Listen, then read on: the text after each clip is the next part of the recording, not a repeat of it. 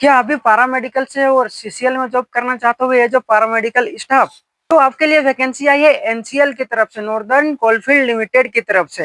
ये वैकेंसी बहुत सारा पैरामेडिकल स्टाफ के लिए है, जैसे नर्स स्टाफ हो गया, लैब टेक्नीशियन हो गया, ईसीजी टेक्नीशियन हो गया, फिजियोथेरेपिस्ट हो गया, डेंटल टेक्नीशियन हो गया, ये सब पदों पर वैकेंसी निकली है। इसका फॉर्म भरने का स्टार्टिंग डेट आज 9 अप्रैल 2026 से 1 मई 2026 तक है। तो आप जल्द से जल्द इस फॉर्म को भरें। अगर आपका भी सपना है कि हम कोलफील्ड लिमिटेड सीसीएल में as a pharmacist, as a dental technician, as a lab technician, as a nurse काम करना चाहते हैं, तो इस फॉर्म को अप्लाई कीजिए और इसका सिलेबस भी आपको सब कुछ मिल जाएगा। सब कुछ का डिटेल मैं आपको इस वीडियो में बताऊंगा, और क्या एज लिमिट रहने वाला है, एज रिलैक्सेशन किसको किनको मिलेगा, ये सब कुछ डिस्कस करेंगे। तो चलिए वीडियो पे बने रहिएगा। हम लोग देखते हैं इसका जो ऑफिशियल नोटिफिकेशन आया है उसको पढ़ते हैं, उसमें क्या क्या दिया हुआ है। तो देखिए ये रहा हमारा नोटिफिकेशन। इसमें साफ साफ लिखा हुआ है northern coalfield limited recruitment department, यहाँ से आया है आपका वैकेंसी। वैकेंसी का जो नंबर है आपका ये है रिक्रूटमेंट नंबर, इस पर आप जाकर देख सकते हो। और ये आया है आपका 6 अप्रैल 2026 को, मतलब 2-4 दिन पहले। आज है आपका 9 अप्रैल 2026, मतलब आज से जो है आपका फॉर्म भराना स्टार्ट हो जाएगा, जो नीचे दिया हुआ है। इम्पोर्टेंट डेट्स, एक्टिविटी में ओपनिंग ऑनलाइन रजिस्ट्रेशन आपका आज जो 9/4/2026 10 बजे, आज 10 बजे से फॉर्म भरना स्टार्ट हो गया है। और लास्ट ऑनलाइन फॉर्म का सबमिशन होगा 1/5/2026 11:59, मतलब कि 12 बजे तक। 1 मई 2026 को 12 बजे तक आप फॉर्म अप्लाई कर सकते हो।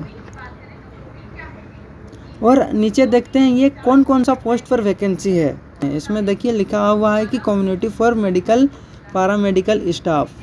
पैरामेडिकल स्टाफ का नीचे है, जिसमें आपका नर्स का टोटल वैकेंसी है आपका 47, फार्मासिस्ट का 4 है, एंड टेक्नीशियन पैथोलॉजिकल ट्रेनी, मतलब जो लैब टेक्नीशियन किए हुए हैं, जो डीएमएलटी वीएमएलटी किए हैं, उनके लिए है 12 पोस्ट।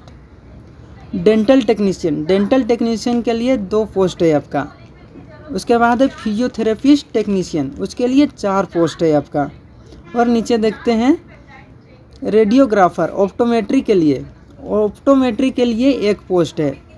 रेडियोग्राफर के लिए आपका 3 पोस्ट है। और ईसीजी टेक्नीशियन के लिए आपका 2 पोस्ट है। टोटल 75 पदों पर वैकेंसी आई है। तो चलिए देखते हैं इसमें क्या क्या क्वालिफिकेशन मांगा गया है। अगर आप स्टाफ नर्स के लिए वैकेंसी भर रहे हो तो आपको 10+2 होना चाहिए। उसके बाद रिकॉग्नाइज्ड बैचलर ऑफ नर्सिंग, मतलब बीएससी नर्सिंग होना चाहिए।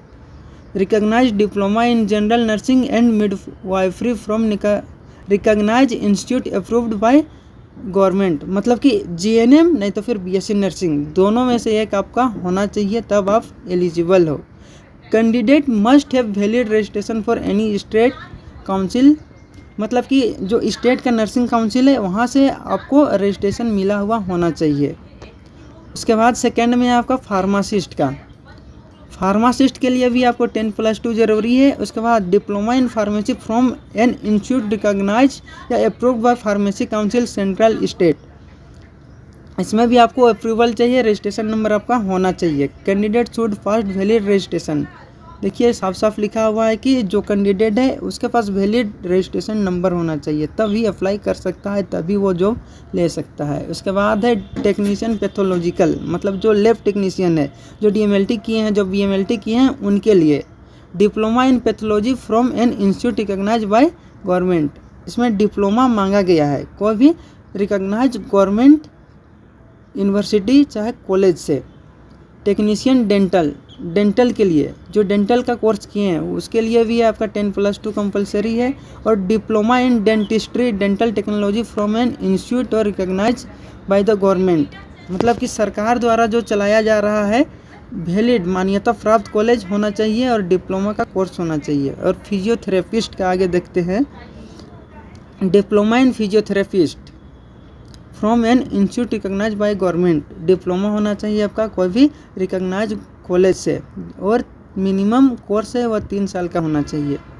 टेक्नीशियन रिफ्रैक्शन ऑप्टोमेट्री, ऑप्टोमेट्रिक वाला के लिए भी 10+2 होना चाहिए और डिप्लोमा का डिग्री कम से कम डिप्लोमा का डिग्री होना चाहिए।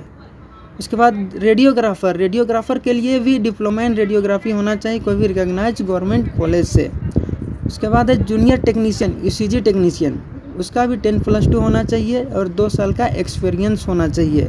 किसी में एक्सपीरियंस नहीं मांगा है, लेकिन इसमें एक्सपीरियंस मांगा गया है, मतलब आपको एक्सपीरियंस देना पड़ेगा 2 साल का। चलिए देखते हैं सैलरी कितना मिलने वाला है आपको अगर आप इस फॉर्म को भर रहे हो तो चलिए देखते हैं कि सैलरी कितना आपका रहने वाला है। अगर आप इस फॉर्म को भर रहे हो तो सैलरी भी आपको जानना बहुत ही ज़रूरी है, जिसमें आपका है staff nurse, pharmacist, lab technician, radiographer technician और फिजियोथेरेपिस्ट। इसका जो सैलरी है आपका सेम रहने वाला है 47,330 रुपया। उसके बाद जूनियर टेक्नीशियन में ईसीजी, ऑप्टोमेट्री, डेंटल टेक्नीशियन, इसका सैलरी होने वाला है आपका 43,775, जो कि सैलरी बहुत ही अच्छा होने वाला है as compare to other government job. तो आप इस फॉर्म को भरो और एग्ज़ाम को क्वालिफाई करो और अपना नौकरी लो, सैलरी इसमें बहुत ही अच्छा होने वाला है। इसका हम लोग देखते हैं सिलेबस। तो हम लोग फोकस करने वाले हैं जो लैब टेक्नीशियन है उसका सिलेबस को, क्या क्या सिलेबस में पूछा गया है। फर्स्ट है आपका सैंपल कलेक्शन के बारे में आपको पूछा जाएगा, स्टरलाइजेशन, हेमेटोलॉजी के बारे में पूछा जाएगा, क्लिनिकल पैथोलॉजी में जो होता है उससे रिलेटेड क्वेश्चन आएगा, जैसे यूरिन एग्जामिनेशन, यूस्टूल एग्जामिनेशन, स्मूटम एग्जामिनेशन, सीमेन एग्जामिनेशन, बॉडी फ्लूइड का एग्जामिनेशन, ये सब आएगा। बायोकेमिस्ट्री से क्वेश्चन आएगा, माइक्रोबायोलॉजी से आएगा, हिस्टोपैथो से आएगा, वायरोलॉजी से आएगा, ब्लड बैंक से क्वेश्चन आएगा, सीरोलॉजी से आएगा, स्किन टेस्ट आएगा। स्किन टेस्ट क्या क्या होता है, जैसे मोन्टोक्स लगता है हमारे लैब में, वो सब क्वेश्चन आएगा। और मेजरमेंट एंड वॉल्यूम जो कि आपका बायोकेमिस्ट्री का पार्ट होता है, वो सब से क्वेश्चन आएगा। उसके बाद नीचे लिखा हुआ है as per course offered by recognised institution, मतलब कोई भी इंस्टीट्यूशन में कोर्स चलता है तो उसका जो सिलेबस रहता है उसके अनुसार भी क्वेश्चन आ सकता है। तो आपको मेंटली प्रिपेयर रहना है और अभी से तैयारी शुरू कर देना है। अगर आपको कुछ भी दिक्कत हो तो ये सबका वीडियो लेक्चर मेरे YouTube channel MLT learning zone में आपको मिलेगा। आप तैयारी शुरू करो, पढ़ो और अपना गोल को अचीव करो। तो ठीक है, मिलते हैं हम लोग बहुत ही जल्द नया वीडियो को लेकर।